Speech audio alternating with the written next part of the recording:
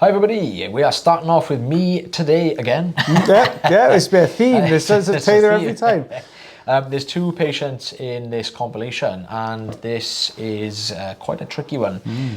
Patient came through, basically they'd been to visit the GP, been having some pain in the ear, discomfort, pressure, all the usual sort of signs of a wax buildup. Yeah.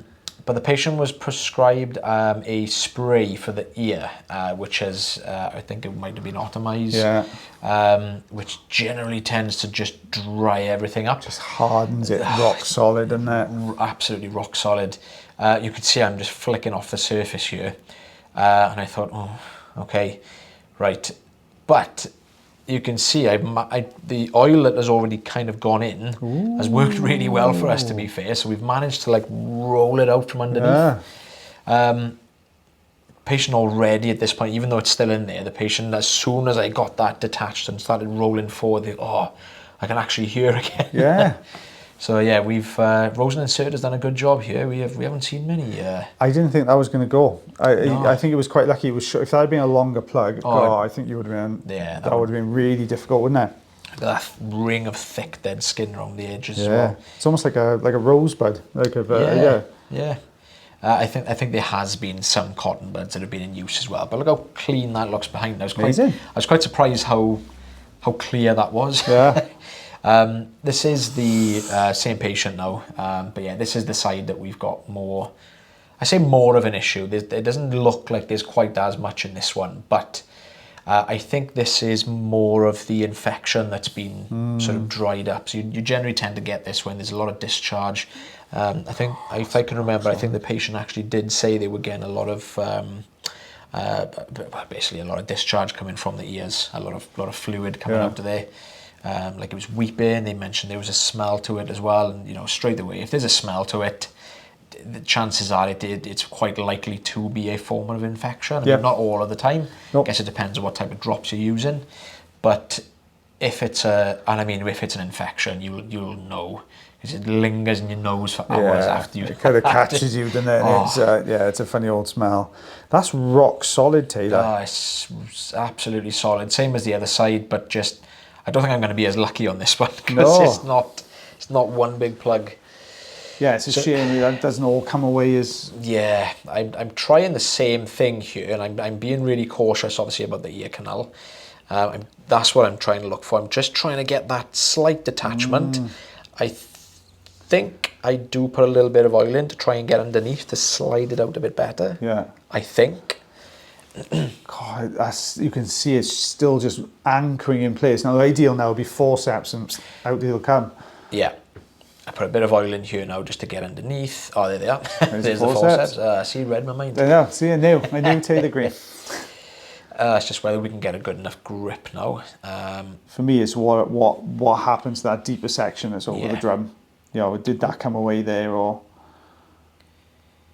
I don't know, did that... Take a little bit of it away. Not a huge amount.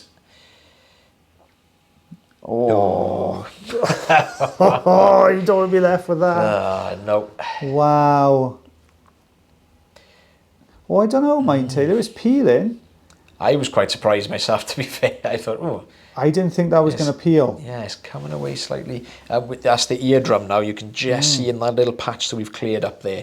So this is just a very fine layer that is just covering up the front of the eardrum. And again, the drops, they're great to fight infections, like certain infections. I mean, what we're doing a lot of now is we're requesting GPs to take swabs to find out the type of infection, because there are some occasions where we've seen some patients back after 10 days of antibiotics and it just hasn't touched the ear at all. So we're requesting more now. I mean, I assumed it would have been done anyway if there was an infection. Not all the time, but yeah, we see loads of different types. I can't remember the last time I've actually seen like a fluffy infection. Like a kind of fungal kind of aspergillus infection. That's right, yeah. oh, this is, again, we've got to be really careful because it is quite dry and we are working pretty much right up against the eardrum here. It's a difficult one to remove because, like you said, you've got that layer is built up over the drum, isn't it? And it's in every corner, because this was originally a liquid, where it's now turned to a solid. It's gone into every nook and cranny in there. Yeah. I can see what you're hoping for. You're hoping for that peel to come down on the top of the drum. Yeah. So we're just kind of desperate at this point now. I'm just trying different parts of this flap, I'll call it. I don't really know how to explain it, but I'm just really hoping we're going to get a similar effect here. If I can get this loosened up a little bit more, I'm kind of hoping it's going to start just rolling from the bottom again. You just want that little bit of purchase, just a little bit of a ledge or a ridge or something to work on. When it's flat like this and it's adhered everywhere, imagine it, you're trying to pull something off and it's hanging on in every corner there, and you've got a really delicate structure behind it. Oh, I don't know, that's a nice peel. I really wanted that to arc up. I can't remember, do I put a bit more oil in here now? I can't remember if I put more oil. It's still dry. It still looks quite dry as a bone, doesn't it? But now you've loosened that section, can you get that? You're going to follow the pattern of that peel up the one side. I had a young gent in clinic yesterday. It's going slightly off topic, not off topic, but it's kind of to do with ears. Yeah. But he's been getting a lot of fluid behind the eardrum. Yeah. And he had a really good kind of analogy about how to explain the sound that he was hearing. Right. I said, "Oh, what are you what are you hearing? What sounds you?" And he said, "The only way I can describe it is, do you know when you're stirring mac and cheese?" He was like, "It's kind of like that. So that like kind of that." Oh, like quite a thick kind of. Yeah. He was like, I'm hearing that. It was some. Been having some problems with like middle ear issues, but I thought that was a really good, way of explaining it. To be fair, you can see it is starting to give now. This top, it is starting to come loose, and I can see that is actually going to bring most, if not all, of the see it folding. Rest of the plug. Yeah, almost where the episode numbers are. You're just starting to see that little fold forwards there. God, there was a lot up in that top section there, wasn't it? Patients obviously completely relieved when this came out. They were super thankful. Do I get forceps in there? Oh no, I was going to say, surely I don't get a forceps and there's nothing to grip onto. Yeah. Or it'd be very difficult to grip onto that anyway. This is the standard size on the tube now. Now we've got more of a flat edge to try and grip. Yeah. We should technically, you can see it's just slightly like almost pushing itself back up, but wants to go back up into place. That's the pull. That's it. Here it comes. Oh, it's just where I can see we were trying to aim to that top section, and every time we get the suction close, it flicks the front end up to meet you. Oh, there it is. Yeah. God, that was a difficult one, Taylor. That was tricky, that was. That was not an easy one at all. As soon as I looked at it, I thought, oh, here we go. But I'm quite surprised with the outcome. I'm happy with the outcome there, to be fair. Yeah. Patient obviously was as well. Could hear better. Yeah. There is a couple. I do try to take these little bits away, but they are stuck to the eardrum. I'm not going to be able to get this all away today. If they use a bit of olive oil anyway, it's gonna help, isn't it? It's gonna loosen that away. So there is. You can still see the ear canal. There is a little bit of redness to it. There's still a little bit of inflammation, but looking much better. Yeah, and what we normally suggest with these patients where they have used antibiotics when their ears are completely blocked up, it's a tricky one, isn't it? Because you don't know whether to say just go, if it's clear the infection is still there, then we'd say go back to the doctors, get some more, that'll work better now that it's clear. But if it looks like it's almost kind of cleared and there's still a little bit of inflammation there, like some patients might say I've still got a little bit of the spray left. I'll just use it for a few more days. Might be worth just using it for another day or two, just to affect the ear a bit better. Talking over you now, sorry. No, you're right, don't worry.